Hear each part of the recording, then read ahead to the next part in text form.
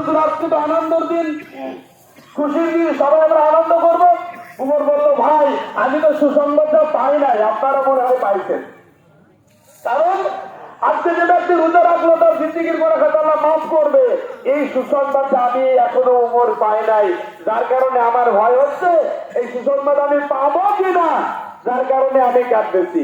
আপনারা মনে হয় সুসংবাদ পাইলেন। রাসূল কারীম সাল্লাল্লাহু আলাইহি ওয়াসাল্লাম পরে আরেকটি সাহাবা পাঠিয়ে বললেন, উমরকে ডেকে নিয়ে আসো, বলো। দোস্ত বুজুর্গ, সময় সন্নিকটে, আসলে আপনাদের সাথে দুটা কথা বলবো বছরের দিন, কিন্তু আসলে আপনারা যেভাবে আসেন, আজকের উপস্থিতি আপনার ঈদগাহ মাঠে মনে হয় কেবল 40% হয়েছে, তা হয় না। বলতে বলতে আল্লাহু আকবার, আল্লাহু আকবার, লা ইলাহা ইল্লাল্লাহ, আল্লাহু আকবার, আল্লাহু আকবার, লিল্লাহিল হামদ। এই রমজানে আরেকটি হাদিস বলি, রাসূল কারীম সাল্লাল্লাহু আলাইহি ওয়াসাল্লাম বলতেছেন, যে ব্যক্তি এই রমজান মাসে রোজা রাখলো, 30টি রোজা বা 29টি রোজা রাখলো, এবং শাওয়াল মাসে 6টি রোজা রাখলো। কয়টা রোজা? কথা বললেন সবাই, ঘুমানোর জন্য আসছেন নাকি এখানে? কয়টা রোজা রাখতে হবে শাওয়াল মাসে?